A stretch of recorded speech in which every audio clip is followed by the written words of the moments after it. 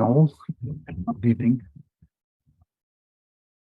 Good evening, everyone, and welcome to this post-match press conference with India coach Rahul Dravid. As a reminder to everyone, please ensure that your mobile devices are all muted or on vibrate, please, begging you. And to everybody on Zoom, please ensure that your monitors are all muted. Please start with one question at a time so we'll be able to give as many people an opportunity at a chance.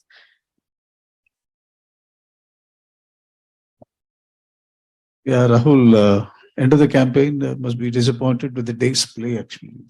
Yeah, I mean, obviously disappointed to finish in the semi-finals. Probably would have certainly liked to go a couple of steps further. But yeah, just outclassed today. They were the better team in all departments, really. And the scoreline showed that. Rahul, unfortunately, we will be going to Melbourne, but there will be some takeaways for you from this tournament. So what would you think about that? Yeah, it's tough, just after a few, honestly, after a loss like that, it's tough to, but we'll reflect on it. I mean, it's tough to reflect on things so close to the result. But yeah, I think, overall, we ran a pretty good campaign. We tried to, over the last year, we've played some good T20 cricket. Even in this tournament, I think we've had our moments. There's been some real individual quality from a lot of our players, shown some real good skills. But on the day, we were just not good enough here. And I'm sure that, when you lose in a semi-final, yes, I know it's disappointing, but yeah, I'm sure there are things that we can look back on and reflect on and see that we've improved in and we can take forward and move forward as we build for the next World Cup. Rahul, you've prided yourself in your adaptability, and you trusted. You said you trusted if there's a pitch that calls for 190 total, the batters will bat accordingly. Was it a case of not doing that, or were the conditions so different when you were batting and then it started to slide on? And also about, like Rohit said that you would have batted first, but did you look at the Bangladesh game where they came so close, and Afghanistan, who also came so close against Australia, when both the night games that were played here? Yeah, honestly, we looked at those things. We looked at that as well. But also runs on the board was something in a semi-final. We had been batting well. We were one of those teams that were, even in these conditions, scoring 180 plus. I think we'd done it 2 or 3 times, I think, in this tournament. So we were playing well. It's just, I think, maybe when the game started, the boys were saying it was a little bit tacky. It was a little bit slower. Having said that, they bowled really well. I thought they were really good up front. They hit really good lengths. Didn't really let us get away. And we felt at that 15 over mark, we were probably, 15-20 short. And we really had a really good last 5 overs. I thought, Hardik out there and was absolutely brilliant. And that's exactly, I mean, in the end, it looked like we were a lot shorter than even 15-20. But I think, we should have been able to get to 180, 185 on that wicket. It would have been, maybe things might have been different with an early wicket after that.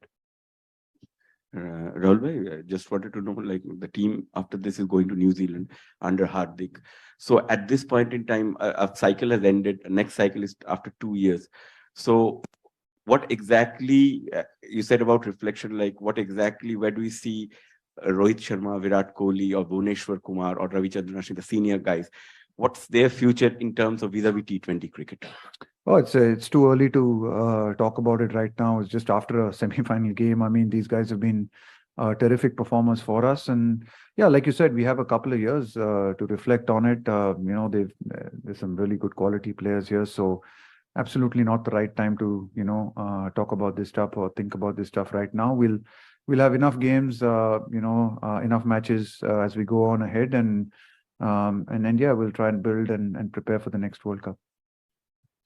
Rahul, one of the differences between India and England here is obviously the England guys. I think only one of that team hasn't played Big Bash or got experience playing here. Like, we haven't seen Indian players allowed to play overseas T20 leagues the entire time of, I suppose, the IPL. Can you see that ever changing, and do you think it would help in a sort of a holistic cricket sense? Yeah, I mean, sure.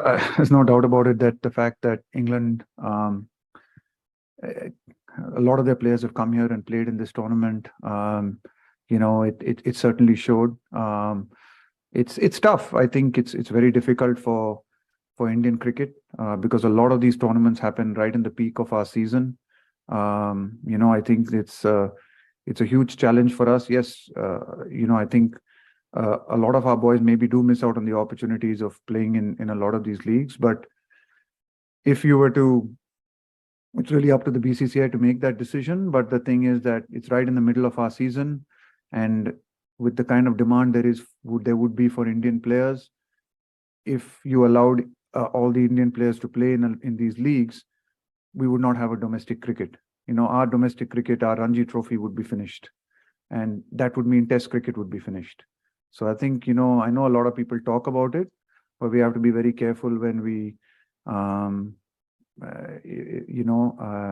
to understand the challenges that Indian cricket faces or the BCCI would face in a situation like this. You'd see all our boys like a lot of boys being asked to play leagues right in the middle of our season. We're seeing what that's done to West Indian cricket. And I would definitely not want Indian cricket to go that way.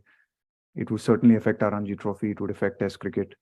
And in India being Indian boys playing Test cricket is pretty important for the Test game as well, I would think.